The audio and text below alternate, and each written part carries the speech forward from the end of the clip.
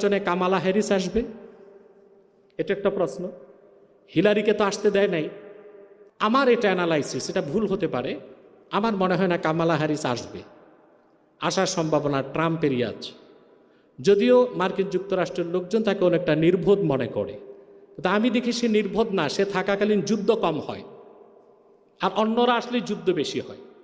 আর যুক্তরাষ্ট্রে তাদেরকে ক্ষমতায় বসানো হয় যারা বসলে যুদ্ধ হবে আর অস্ত্র বিক্রি হবে সারা দুনিয়ায়।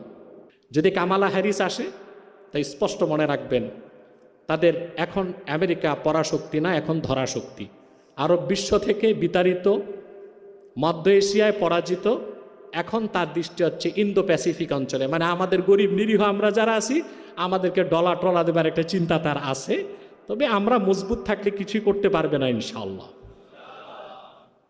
কিন্তু তার দৃষ্টিটা এখন ইন্দো প্যাসিফিক অঞ্চলে। সেটার জন্য